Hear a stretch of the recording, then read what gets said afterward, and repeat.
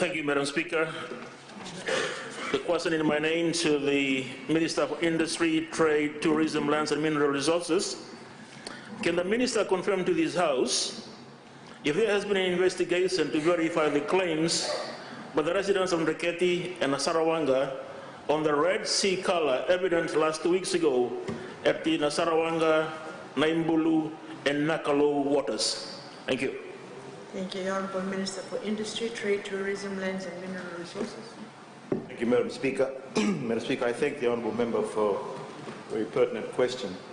Might I remind these Honourable Opposition members that the Fiji First Government never gives up and neither does it give in, Madam Speaker. Madam Speaker, and I say that specifically because I'm about to give a similar answer. Madam Speaker, forgive me if the answer is quite lengthy, but I think the general public needs to know, and it's quite technical, so please listen. Madam Speaker, this clarification is sought on the claims by residents of Dreketi, Maduata, on the Red Sea color that was evident about 2 weeks ago at Nasarawaqa, Naibulu and Nakalou Waters. Madam Speaker, the team from the Mineral Resources Department had inspected the Aurum bauxite mine site at Naibulu from the 16th to the 17th of March this year, and followed up again on the 20th of March. And they confirmed the following, that on the week of the 13th to the 17th of March this year, water from the wash plant retention dam overflowed and the dam collapsed, discharging heavy sedimentation and runoffs onto the creeks down to the main river system. Now, this was due to continuous rainfall for the past 2 weeks, and it's actually, Madam Speaker, a natural process during heavy rainfall as surface runoffs will find its way into natural waterways with sedimentation. The company, Madam Speaker, has put in place an on-site surface drainage system that allows all surface water to drain into a settling pond with a series of silt screens located randomly along the main drain and before being discharged into the adjoining creek. And similarly, processing water from the wash plant discharges into a retention dam, and water is collected. Water collected is either recycled or is discharged to the adjoining creek only and only if quality is acceptable.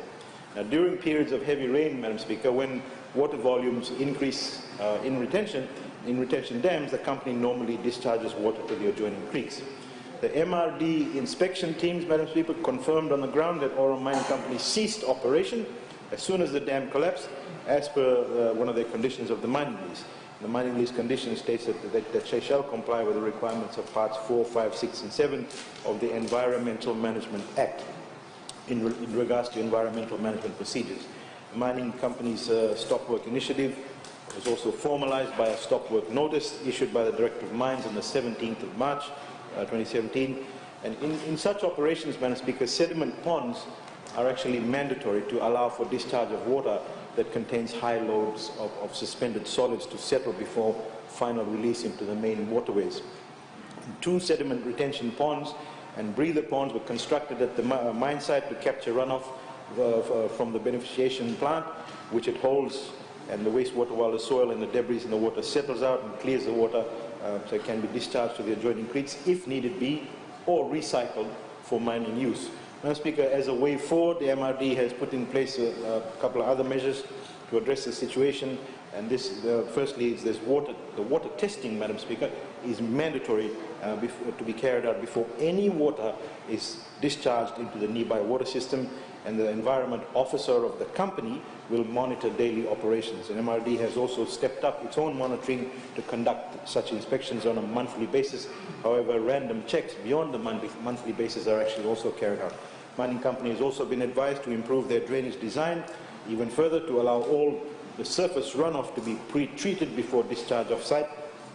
In addition to that, Madam Speaker, boulders have now been placed across the creek to trap sediments from the runoff during wet weather and during extreme wet weather condition.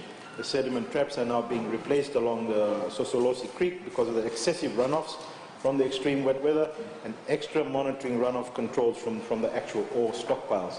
The company is also required to carry out inspections on a monthly basis to all the creeks that are affected by runoffs from the mine site and remove sediments settled to allow free flow of water, especially at the weir system.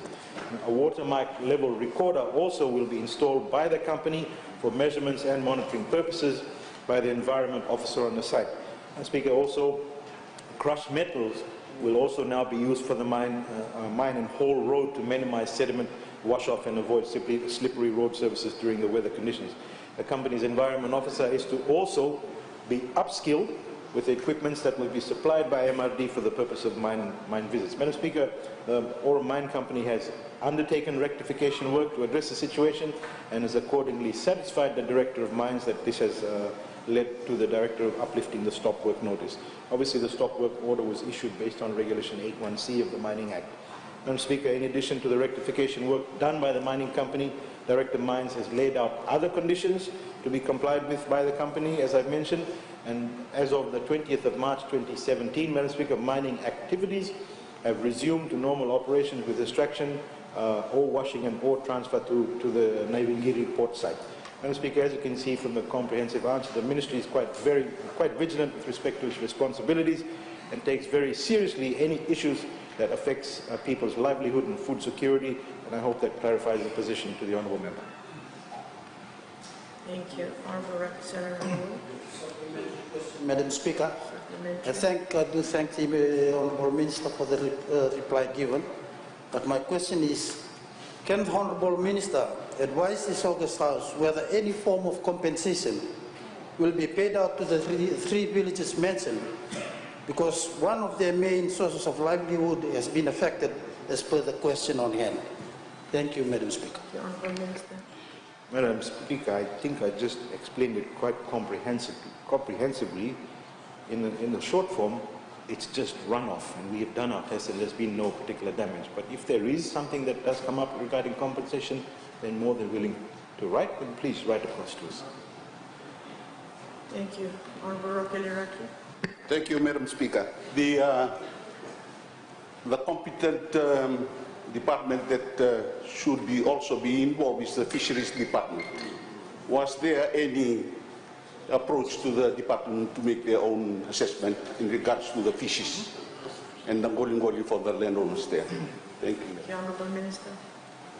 Madam Speaker, maybe you should ask that question to the Fisheries Ministry and the Fisheries Minister, but in any event, I have thoroughly explained that it is runoff. At the moment, we don't see any damage to the fisheries issue at all. But if there is, I'm more than welcome to ask that to the Fisheries Minister. Thank you.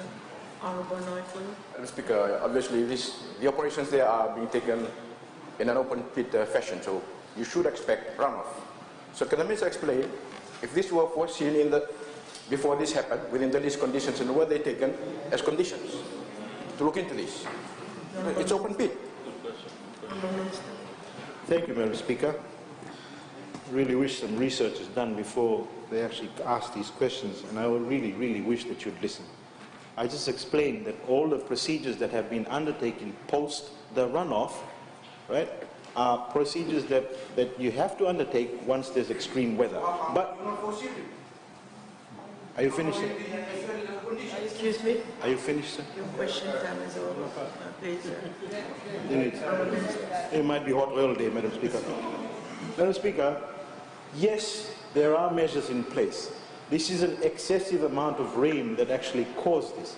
Yes, we do undertake all the necessary activities that need to be undertaken, as I have explained quite thoroughly. This is the reason why I did it, Madam Speaker. All of those things that I had actually mentioned is part and parcel of the procedures that are undertaken by MRD to ensure. Madam Speaker, I've explained it thoroughly. I think that's a sufficient explanation. Maybe you need to come with me one day to go and inspect it, and I'll show you, my friend. Thank you.